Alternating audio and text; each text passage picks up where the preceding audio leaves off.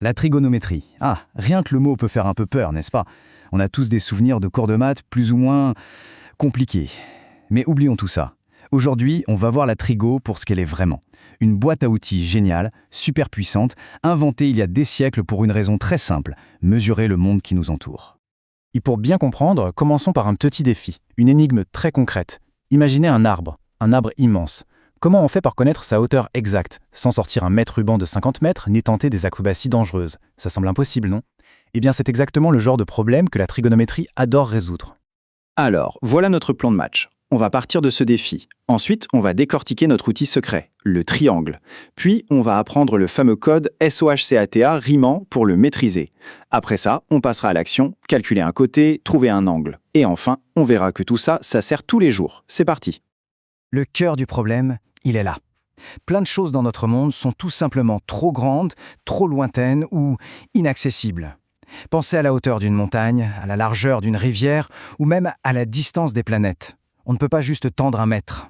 Et c'est là que la trigonométrie intervient. Elle nous offre une solution d'une élégance folle pour mesurer sans toucher.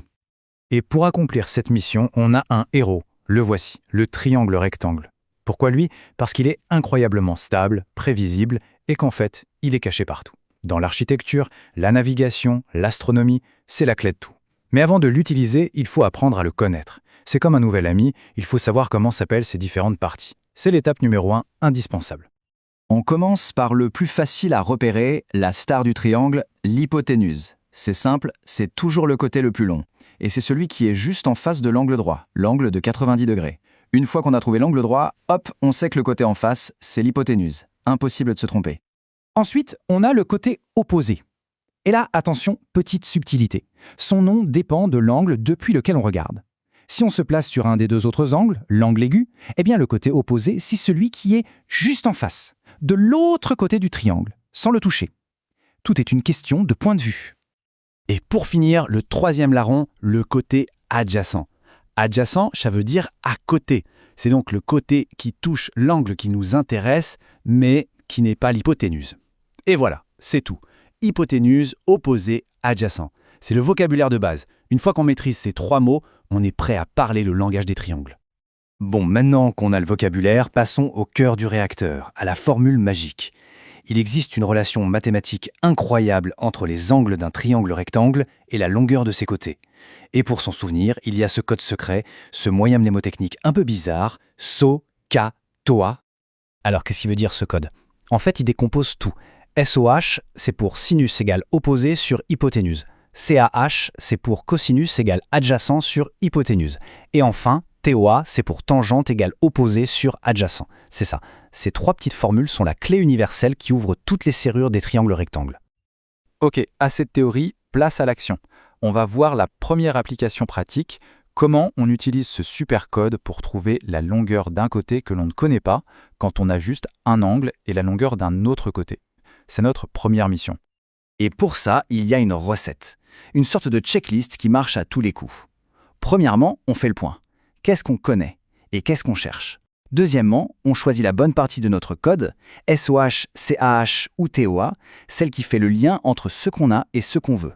Troisièmement, on pose l'équation. Et enfin, un petit coup de calculette et c'est résolu. Alors, revenons à notre arbre. On connaît la longueur de son ombre, 13,55 mètres. C'est le côté qui touche notre angle, donc c'est l'adjacent. On connaît l'angle du soleil, 25 degrés. Et on cherche la hauteur de l'arbre qui est en face de l'angle. C'est donc l'opposé. Opposé, adjacent, le code nous crie TOA. On utilise la tangente. On pose le calcul, la hauteur est égale à 13,55 multiplié par la tangente de 25 degrés et ça nous donne environ 6,32 mètres. Et voilà, problème résolu sans même toucher une branche. D'accord, ça, c'était pour trouver une longueur. Mais et si on inversait le problème? Si cette fois, on connaissait la longueur de deux côtés, mais que c'était l'angle, le grand mystère. Pour ça, il nous faut un outil qui fonctionne dans l'autre sens. Et ces outils, ce sont les fonctions inverses. Leur nom peut faire un peu peur, arcsinus, arcosinus, arctangente, mais en fait, c'est tout simple. Elles font exactement le contraire de SOHCATA. On leur donne leur rapport des côtés et elles nous rendent l'angle qui correspond. C'est la touche retour en arrière de la trigonométrie. Et la bonne nouvelle, c'est que la méthode est quasiment la même. On identifie les deux côtés qu'on connaît, On choisit la bonne formule dans SOHCATOA, on calcule le rapport et ce résultat, on le donne à la fonction inverse sur la calculatrice et pouf, elle nous révèle l'angle mystère en degrés. Alors, ce qui est vraiment important de comprendre, c'est que tout ça, ce ne sont pas que des exercices de maths pour l'école. C'est un véritable langage universel pour décrire, comprendre et mesurer le monde physique qui nous entoure. C'est un outil pour déverrouiller les secrets des dimensions de notre environnement. Et les applications, en fait, elles sont absolument partout. Calculer la hauteur d'un cerf-volant qui vole au-dessus de nous, fait. Estimer la hauteur d'un immeuble en mesurant son ombre, possible. Trouver la largeur d'une rivière sans se mouiller, facile. Même calculer la pente d'une route, tout ça, c'est juste une question de trouver le bon triangle et d'appliquer notre code SOHCATOA. Alors la prochaine fois qu'on se promène, qu'on lève les yeux vers un bâtiment, qu'on voit une échelle contre un mur ou même l'ombre d'un lampadaire, on ne verra peut-être plus la même chose. On y verra ce que c'est vraiment. Des triangles tout simples qui n'attendent que d'être mesurés. Et la vraie question c'est, quels autres problèmes autour de nous ne sont en fait que des triangles cachés qui attendent d'être résolus ?